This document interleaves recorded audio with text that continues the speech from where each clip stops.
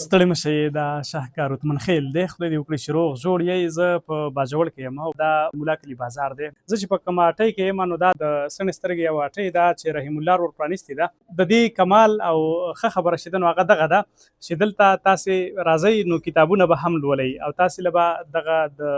سرسڼې کار چې دی هغه به هم کوي. او زما په لاس کې چې کوم کتاب دی دا د باجوړ د تاریخ په رڼا کې د خدای بخلي مولانا خانزیب صاحب دی او دا مولانا خانزیب صاحب په خپله باندې په دې اټۍ کې ښودی و، رحیم الله ورته یې حواله کړی و. نو ډاکټر صاحب پرې خبرې وکړلې، خواته مې چیرمین صاحب هم ولاړ دی او دا مشران او تاسې هم په دې باندې پوه یئ چې زمونږ نن سبا چې په دوکان کې یا په اټۍ کې دوه کسان کښېني نو د بېلابېلو نظریو وي، د بېلابېلو سوچونو وي او بیا دغه سوچونه دومره د عینات په رنګ کې رنګ کړي چې جګړې پکې جوړې شي. هغه د چا شعر دی؟ ډاکټر صاحب وایي چې اختلافات به د عینات په رنګ کې نه رنګوو، رښتیا به وایو خو لهجې به محترمې ساتو. رحیم الله ورور ستاسې د ډېره زیاته مننه وي او مبارک مو شه. ښه کار مو کړی دی، مبارکي په دې در کومه چې په دې سیمه کې داسې یو بچی چې هغه په خپله اټۍ کې کتاب ږدي او هغه څوک چې دلته منتظر وي، انتظار کوي د کار کولو او هغه کتاب ولولي، کتاب لپاره کښېني، نو دا ډېره زیاته ښه خبره ده. بل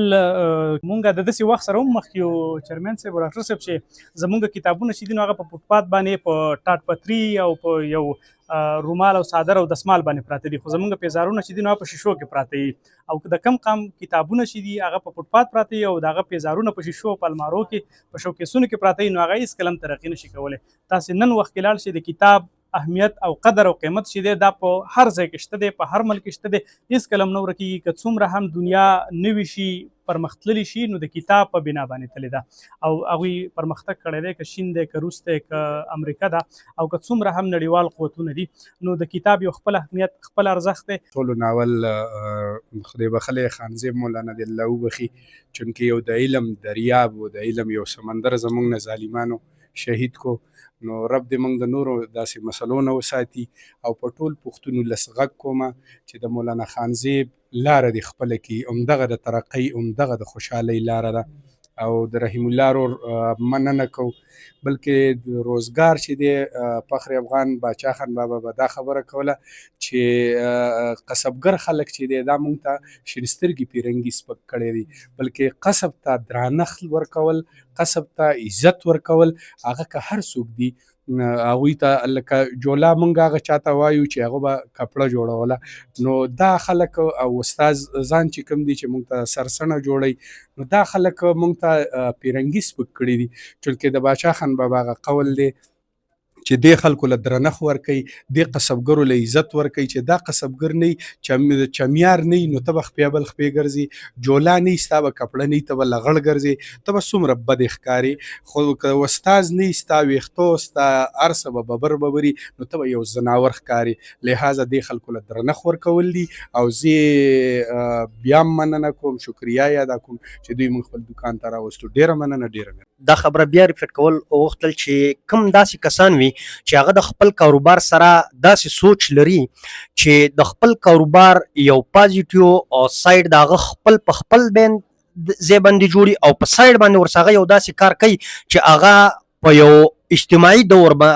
باندې هغه شعور خوري. نو رحیم الله بھائی چې کوم دې خبرې د اپریشیټ ورلد دی چې هغه په خپل دکان کې د دکان سره سره تاسو ته د تاریخ یو لایبرری هم دلته پرووایډ کړی ده. نو داسې کسان که موږ اپریشیټ کو او دغه شانته که د شاهکار اتمن خیل صاحب رور په شان کسان دې کسانو له کورج ورکړي او دا قصبګر خلک رامخکې کړي په دې لیول باندې، نو انشاءالله العزیز چې زموږ په خلکو کې به دا شعور ډېر زر راشي. یو سړی دلته 2 غنټې 3 غنټې انتظار کوي خپل ویښتو نمبر راتلو دپاره، نو هغه به په 2-3 غنټو کې انتهایي ډېر د خپل تاریخ باندې ځان پوه کړی او ډېر څه به ورته راشوي. نو داسې سټپ هر چا له پکار دی چې په خپل ځای کې د ناستې 2-3-4 کرسۍ ایښې وي او په هغې کې څوک انتظار کوي 10 منټه 20 منټه 10، نو د هغو د مشغولتیا لپاره مختلفې طریقې دي. نو د ټولو نه ښه طریقه زما دا خوښه ده چې د خپل تاریخ، کلتور او څومره چې زمونږ مشران تېر شوي د هغو کتابونه راوړلی شي او دغلته کېښودلی شي، نو ډېره زیاته فایده به وکړي. ډېره زیاته مننه ډاکټر صاحب. رحیم الله صاحب سوچ خو مو ښکاره دی، په ډاډ د چا هڅولي وی دی، تا یا په خپله مو دا شروع پیل کړی و او زده کړې مو څومره کړي دي؟ ما خو واورېدل چې تاسې سره د یوې ډګرۍ یا د بلهاو ډپلومو بلهاو سندونو د لاندې دغه خپل کارونه او کړنې کوئ. بس تاسو هم یو جهان مننه چې راغلی او زمونږ دکان ته او تاسو په دې کتابونو باندې یو نظر او یو خپل نظر هم پې شریک کړو چونکې مونږ چې وګورو زمونږ په دکانونو کې خلک ناست وي او هغه کله انتظار کوي نو هغه یا سیاسي اړخ ته ځي یا بل سایډ ته ځي او سوچ یې داسې وي چې غلط یا میوزیک یې لګولی نو زما سوچ هم دا و چې یاره مونږ دلته کتاب کیدو او دلته مونږ کتاب کسان ګوري چې هغه د خپل تاریخ نه دغه شي مونږ نه یو ځای کې ما نه یو کس یو تپوس کړی ویل باجوړ ته باجوړ ولې وایي نو چې کله ما د مولانا خانزیب دا کتاب وکتو نو د دې نه ورته ما بیا سکرین شاټ وکتو نو ما ورته ون تاریخ مې ورته ولېږو خو چېرته زما سره دا دغه نه وي نو ما ته خو د خپل تاریخ هېڅ پته نه وه زه د خپل تاریخ نه ناخبره وم زده کړه مې څومره کړې زما بله پوښتنه زما خو الحمدلله په خپل کار باندې چې کوم دی نو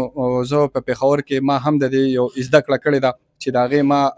سندونه هم اخیستي دي بیا د هغې نه ما په فیصل آباد په سیالکوټ کې هم د دې یوه ډپلومه کړې ده په کیراټینو باندې د ویښته سیده کول دي او بیا په دې کې هایډراپیشل دی نو په دې کې بیا ما مطلب دا دی چې اوس الحمدلله زما داسې ده چې هایډراپیشل او ټول چې کوم دي نو زمونږ دلته کې کېږي او خلک راځي او د کتابونو سره سره دغه کار هم کوي